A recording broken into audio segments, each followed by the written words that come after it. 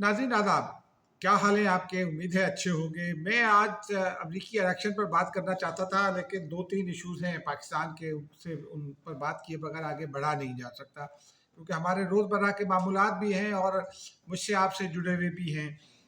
उन पर बात करेंगे नाज़रीन, और फिर अमरीकी इलेक्शन पर ज़रूर बात करेंगे। आज जिन मामलात पर बात करनी है, रन डाउन छोड़ देते हैं। सबसे पहले आपको ये बता दें कि यासीन मलिक साहब हैं, कश्मीरी हुर्रियत पसंद रहनुमा हैं, जम्मू कश्मीर लिबरेशन फ्रंट के सरबराह हैं। वो बेचारे कैद तन्हाई में हैं तिहाड़ जेल इंडिया में, और सजाए मौत उन्हें भारतीय हुकूमत सुनवा चुकी है, उनकी अपील पेंडिंग में है। और उन्होंने जो तिहाड़ जेल इंतहाई खतरनाक, जैसे पाकिस्तान की बच जेल है बलूचिस्तान की, उसी तरह तिहाड़ जेल भी भारत की खतरनाक तरीन जेलों में है। एक मुलजिम चार्ल्स सोबराज लेट 70s में या अर्ली 80s में उस जेल को तोड़कर भागे थे। उसके अलावा अब वो जेल तोड़ी भी नहीं जा सकती। बहरहाल उन्होंने भूख हड़ताल कर रखी है। आज उनकी अहलिया मिसाल मलिक जो हैं पाकिस्तान में हैं, उन्होंने UN ऑफिस जाकर उनकी रिहाई के लिए एक दरख्वास्त दी है UN सेक्रेटरी जनरल को। अल्लाह ताला यासीन मलिक की मुश्किलात आसान करे, क्योंकि वो आज़ादी के परवाने हैं, कश्मीर की आज़ादी के लिए लड़ रहे हैं। हमारा आपका ये फ़र्ज़ है कि हम उनका साथ दें। नाज़रीन अब आगे बढ़ते हैं ज़रा। पहले सुप्रीम कोर्ट चले चलते हैं। 26वीं आईनी तरमीम का भी मामला है, और फिर वो जो 26वीं आईनी तरमीम के तहत जो बननी थी आईनी अदालत, उसका पहला मरहला आज मुकम्मल कर लिया गया। जुडिशल कमीशन का इजलास हो गया। जुडिशल कमीशन के इजलास की कुछ अंदरूनी कहानी हम आपको सुनाते हैं, और उसके बाद एक वारदात डाली गई, वो भी आपको बताते हैं। आज चीफ जस्टिस ऑफ पाकिस्तान की सरबराही में इजलास हुआ, जिसमें जो सीनियर मोस्ट जज हैं वो भी शामिल थे, और जस्टिस अमीनुद्दीन खान भी उसमें शामिल थे। हुकूमत की जानिब से अटॉर्नी जनरल, लॉ मिनिस्टर, ये भी थे। फारूक नाइक हुकूमत के नुमाइंदगान में से थे, और सेनेटर इरफान सिद्दीकी भी थे। फिर उसके साथ साथ शिबली फराज और उमर अयूब सेनेट और कौमी असम्बली से अलग नुमाइंदगी कर रहे थे PTI की। तो खासी अंदर डिबेट हुई। ये जो सीनियर मोस्ट जजेस हैं, जस्टिस मुनीब अख्तर, जस्टिस मंसूर अली शाह साहब सेकंड सीनियर मोस्ट जज हैं चीफ जस्टिस के बाद, मुनीब अख्तर साहब, और फिर शिबली फराज और उमर अयूब, इन तमाम लोगों ने ये मिलकर, और चीफ जस्टिस ऑफ पाकिस्तान तो थे, उन्होंने एक तजवीज़ ये रखी कि चीफ जस्टिस ऑफ पाकिस्तान जो है वो आईनी बेंच के सरबराह हों। ये हमारी इतलात हैं, ये कोई अभी बाकायदा इसको कोई एलामिया जारी नहीं किया गया, लेकिन हमारे ज़राए की इतलात हैं। फारूक नाइक ने हुकूमत की जानिब से इसकी मुखालफत की, और फिर उसके ऊपर डिबेट हुई। फारूक नाइक साहब का ये कहना था कि अगर ये सारा कुछ करना होता तो फिर 26वीं आईनी तरमीम की ज़रूरत ही नहीं है, उसकी स्पिरिट को समझना चाहिए।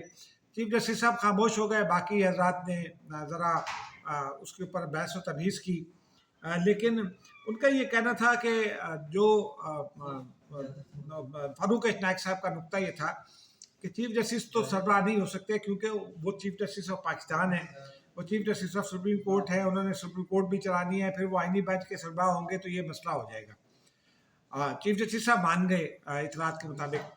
उसके बाद उन्होंने कहा कि जो दो सीनियर मोस्ट जजेस हैं, चूँकि वो सुपरसीड हुए हैं, यानी जस्टिस मंसूर अली शाह साहब और जस्टिस मुनीब अख्तर, ये सुपरसीड हुए हैं चीफ जस्टिस के मामले में, तो लिहाजा ये भी आईनी बेंच के सरबराह नहीं बन सकते, ये उसके मेंबर भी नहीं बन सकते। बहरहाल ये काफ़ी बहस हुई, और उसके बाद फिर 7 जजेस पर मुश्तमिल आईनी बेंच बना दिया गया। जस्टिस असद मिनल्ला जो है उनको नज़रअंदाज कर दिया गया। हालांकि मेरे पसंदीदा जज हैं, आईनी उमूर पर उनकी बड़ी गिरफ्त है, लेकिन उसकी वजूहात थी कि ये बेंच, जो आईनी बेंचेस हैं, ये बने हैं सूबों में, चारों सूबों में, जिनकी सूबाई असम्बलियाँ हैं, उनकी करारदादों के ज़रिए ये बने हैं बेंचेस। और इसीलिए फिर इस्लामाबाद हाई कोर्ट से इन चारों सूबों के दरमियान ही कॉन्फ्लिक्ट हैं। पानी के इश्यूज़ हैं, फिर NFC अवार्ड का मामला है, मरकज़ इस्लामाबाद का मामला तो चूँकि वफाकी हुकूमत देखती है तो इसलिए ये कोई मसला नहीं है। फिर काउंसिल ऑफ कॉमन इंटरेस्ट पे मामलात हैं। तो ये जो तमाम उमूर जिनके ऊपर सूबे एक दूसरे से उलझ जाते हैं, وسائل کی تقسیم کا معاملہ ہے اور بے شمار مسائل ہیں، تو ان پر یا پھر صوبوں کے درمیان انٹر پروونشل رفٹ بھی پیدا ہوتی ہیں، تو وہ یہ چاروں صوبے ہیں جن کے درمیان رفٹ پیدا ہوتی ہیں، مرکز کے ساتھ تو سب لڑتے ہیں. تو اس وجہ سے جسٹس اسد من اللہ کو زیر غور نہیں لایا گیا، کیونکہ اسلام آباد میں شاید آئینی بینچ نہیں بنے گا. اگر بنے گا تو قومی اسمبلی اس کی قرارداد منظور شاید کر لے، اس کا بھی کوئی طریقہ کار وضع نہیں کیا گیا. چاروں صوبائی ہائی کورٹس کا طریقہ کار موجود ہے. سندھ اسمبلی نے تو قرارداد بھی منظور کر لی ہے گزشتہ روز. تو پھر صوبائی سینیورٹی کی بنیاد پر 7 ججز لے لیے گئے. جو سینیورٹی دیکھی گئی پنجاب سے جسٹس امین الدین خان اور جسٹس عائشہ ملک صاحبہ سینئر تھے، ان کو لے لیا گیا. پھر بلوچستان سے جسٹس جمال مندوخیل صاحب اور جسٹس نعیم اختر افغان صاحب سینئر تھے، ان کو لے لیا گیا. سندھ سے جسٹس بدر محمد علی مظہر اور جسٹس حسن اظہر رضوی ان کو لے لیا گیا، اور خیبر پختونخوا سے جسٹس مسرت ہلالی صاحبہ کو لیا گیا. تو یوں یہ 7 ججز پر مشتمل جو ہے وہ آئینی بینچ بن گیا. اب جو اس کی حیت ہے آئینی بینچز کی، اس میں ایک ایشو یہ تھا کہ اپیل کون سنے گا. تو جوڈیشل کمیشن نے یہ فیصلہ کیا ہے کہ جو لارجسٹ بینچ بن سکتا ہے وہ آئینی ترمیم کے بعد آئینی عدالت میں وہ 5 رکنی بینچ ہوگا، اور اپیل پھر 7 رکنی بینچ پر مشتمل. یہ جو آئینی عدالتوں کا یوں سمجھیے کہ تمام کے تمام آئینی عدالتوں کے جج ہوں گے، فل کورٹ کہہ رہے ہیں اس کا، تو ان پر مشتمل یہ بینچ جو ہے نا وہ مقدمات اپیل کی سماعت کر لے گا. اب اس کے اوپر بہت ساری باتیں ہو رہی ہیں، خیر وہ آپ کیا باتیں ہو رہی ہیں وہ ذرا آگے چل کر آپ کو بتاتے ہیں. لیکن اس میں آج ایک بار پھر جو ہے وہ پی ٹی آئی تو کہیں دور دور تک دکھائی نہیں دی، اور وہ صاحبان جو سپریم کورٹ میں بیٹھ کر جن پر یہ الزام لگ رہا تھا کہ وہ سپریم کورٹ میں بیٹھے ہیں اور وہ سازشیں کر رہے ہیں، یہ تو الفاظ استعمال کیے گئے قومی اسمبلی میں بھی اور پارلیمنٹ کے سینٹ میں بھی، تو وہ ان کو ذرا نشانہ بنایا گا. تو وہ اب وہ بالکل یوں سمجھیے کہ اب بے اختیار ہو گئے. چیف جسٹس آف پاکستان کے اپنے اختیارات ہیں، لیکن جسٹس امین الدین خان اس کے سربراہ مقرر ہو گئے. تو اب جسٹس امین الدین خان کا رول بھی بڑھ گیا ہے، کیونکہ وہ آئینی عدالت کے سربراہ کے طور پر جوڈیشل کمیشن کے بھی ممبر بن گئے ہیں، جو کہ ایک ریکوائرمنٹ تھی. اور ساتھ ساتھ جسٹس جمال مندوخیل صاحب جو ہیں وہ بھی اپنی سینیورٹی کی بنیاد پر آئینی عدالت سے کمیشن کے 13ویں ممبر مقرر ہو گئے. عمر ایوب صاحب نے کہا کہ جناب وہ چیف جسٹس نہیں ہے اور ان کی غیر موجودگی میں نہیں ہو سکتا، یہ نہیں ہو سکتا، وہ نہیں ہو سکتا، لیکن ان کے اعتراضات کو کوئی ویٹیج نہیں دی گئی، اور یوں اب حکومت کی اکثریت ہو گئی ہے سپریم کورٹ میں بھی. اب اسی کے ساتھ جڑا ایک اور معاملہ ہے ناظرین، اور یہ دیکھیے کیسے کیسے واردات ڈلتی ہے. اصل میں تو یہ مقصد ہے، جب 31 اکتوبر کو جب 26ویں آئینی ترمیم منظور ہو گئی تھی تو اس کے خلاف 31 اکتوبر کو chief justice of Pakistan Lahore میں تھے، تو جناب ایک خط لکھا گیا جسٹس منصور علی شاہ صاحب کی جانب سے اور جسٹس ملیب اختر کی جانب سے، اور انہوں نے کہا کہ فوری طور پر فل کورٹ بلایا جائے. چیف جسٹس آف پاکستان نے رسپونڈ نہیں کیا، تو اس کے جواب میں فوری طور پر جسٹس منصور علی شاہ صاحب پہنچ گئے جسٹس ملیب اختر کے کمرے میں، اور جناب انہوں نے دو ججز نے ایک میٹنگ کی، اور پھر اس کے بعد جو ہے وہ چونکہ ججز کمیٹی میں جسٹس ملیب اختر کو واپس لے آئے تھے چیف جسٹس آف پاکستان، وہ اس لیے بھی اس وقت ضروری تھا کہ جسٹس امین الدین خان کو یہاں آنا تھا. تو چیف جسٹس صاحب کے غیر موجودگی انہوں نے 4 نومبر کو فل کورٹ بلانے کا فیصلہ کر لیا. اس کو پبلسائز نہیں کیا، اب یہ خفیہ فیصلہ یوں سمجھیے. خیر وہ بعد ازاں جب رجسٹرار صاحب کے علم میں آیا تو انہوں نے یہ کہہ دیا کہ ایسی کوئی میٹنگ چیف جسٹس کے علم میں لائے بغیر نہیں ہو سکتی. اب یہ قانونی نقطہ ہے ناظرین، ججز committee chief justice of Pakistan کی سربراہی میں قائم ہے. چیف جسٹس آف پاکستان اس کے سربراہ ہے، کوئی ڈپٹی چیئرمین نہیں ہے اس کا، لہٰذا کوئی سینئر جج اس کی میٹنگ نہیں بلا سکتا. تو وہ جو میٹنگ بلائی ہے وہ غیر رسمی ہے. تاہم ابھی بھی بعض جو پی ٹی آئی نواز وکلاء ہیں وہ اس بات پہ اڑے ہوئے ہیں کہ نہیں جناب انہوں نے 4 نومبر کو بلا لیا تھا تو فل کورٹ ہوگا تو یہ ہوگا اور وہ ہوگا. وہ نہیں ہو سکتا، میرے نزدیک وہ نہیں ہو سکتا. آگے اس کی وضاحت خود بخود آ جائے گی. تو یہ معاملہ بھی ایک اس طرح تشدد بام ہو گیا چونکہ، اور وہ گیم کھل گئی. تو اب وہ جسٹس ملیب اختر کے خلاف تو ایک اور ریفرنس دائر ہو گیا ہے سپریم جوڈیشل کاؤنسل میں، اور ان کو کہا گیا ہے کہ وہ سپریم کورٹ کی غیر فعالیت کے ذمہ دار ہے. وہ آپ کو یاد ہوگا کہ ان کے ذمہ چیف جسٹس قاضی فائز عیسیٰ نے ایک رپورٹ مرتب کرنے کا کام لگایا تھا کہ ये स्पीडी जस्टिस कैसे हो सकता है और पेंडेंसी रेट को कैसे कम किया जा सकता है, तो वो उन्होंने अब तक नहीं की। तो भारत वो बड़ा मसला है नाज़रीन। अब वो अब ख़त्म हो गया मामला, तो चलिए अब ज़रा आगे चलते हैं। अब chief justice of Pakistan justice Afridi साहब को भी गालियाँ बकने का वक्त हुआ चाहता है। आज हमारे दो दोस्तों ने ट्वीट्स किए हैं, उन्होंने कहा कि जनाब वो चीफ जस्टिस जो है उन्होंने ऐसे ढीली ढाली मुखालफत की, उसके बाद हुकूमत से मिल गए।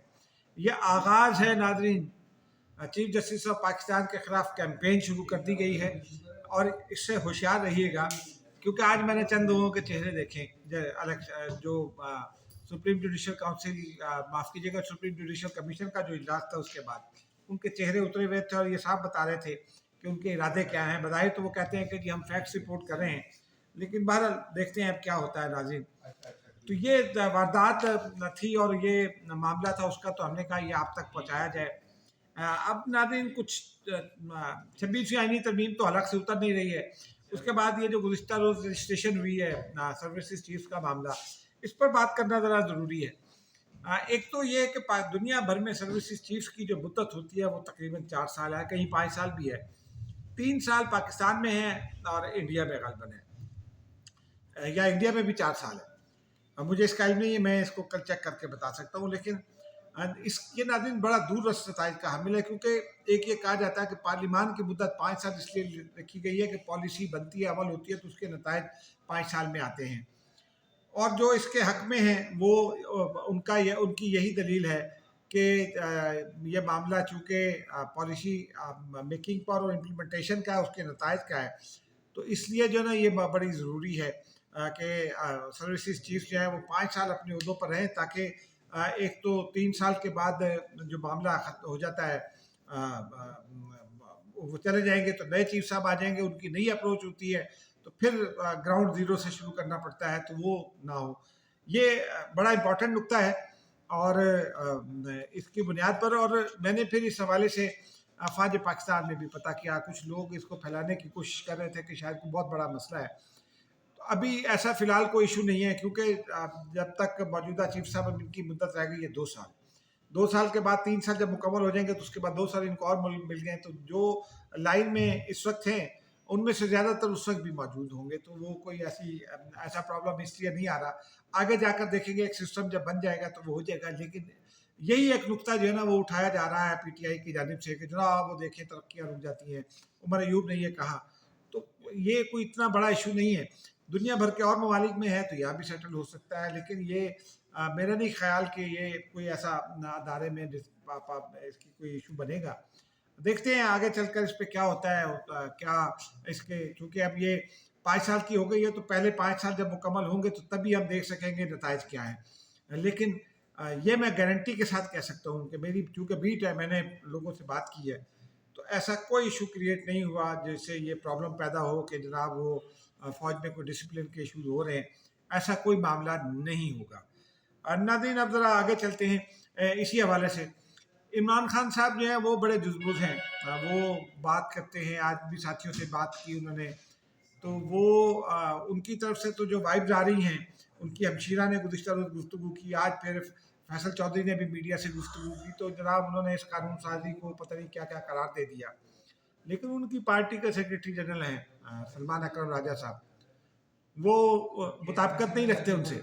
उनका ये कहना है कि अब ये कानून साजी हो गई है तो अब हम इसके साथ चलेंगे। बैरिस्टर गौहर भी, और कल अमलन पीटीआई ने इस कानून की मुखालफत नहीं की। जिस तरह कानून मंजूर कराया हुकूमत ने, उस तरीक़ाकार की उन्होंने मुखालफत की, तो यानी पीटीआई भी इस पेज में शामिल है।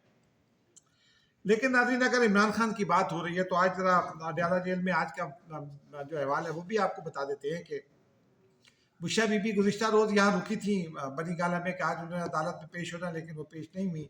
उन्होंने, मैंने पूछा भी कि ग्राउंड क्या है, तो उन्होंने जो वकला है उन्होंने बताया नहीं, लेकिन उन्होंने अदम हाज़िरी की दरख्वास्त जमा करवाई और थोड़े बहुत एतराज़ के बाद अदालत ने उसको तस्लीम कर लिया। लेकिन 8 नवंबर को उन्होंने कहा है कि बुशा बीबी हर सूरत हाजिर हो। ये एक इम्पॉर्टेंट नुकता था, हमने कहा कि आपको रिपोर्ट कर दें। बाकी नाज़रीन अब ज़रा चलते हैं ज़रा इमरान खान साहब की जानिब। आज मैंने इनको अदालत में देखा है, बज़ाहिर तो वो बहुत अपने आप को पूरा एतमाद ज़ाहिर करते हैं। पिछले कई रोज़ से मैंने पहले भी आपको बताया था कि वो कुछ गुस्से में दिखाई देते हैं, लेकिन पिछले 3-4 दिनों से वो मुझे कुछ परेशान दिखाई देते हैं। ऐसा लगता है कि वो टूट रहे हैं। वो शायद कुछ परेशान हैं। और अब ये पता लगाते हैं कि परेशानी क्या है।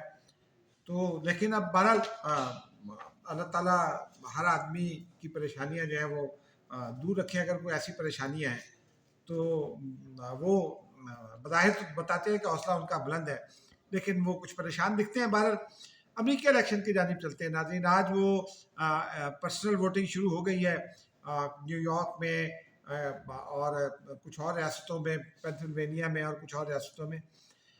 578 के करीब शायद उनके 576 जो मुझे याद है इलेक्टोरल वोट्स भी हैं। अब अमेरिकी सिस्टम में इलेक्टोरल वोट भी होता है, ये भी होते हैं। 275 वोट करना होते हैं जो है वो जीतने वाले को, और गालबन 275 है या 274 एग्जैक्ट फिगर याद नहीं है।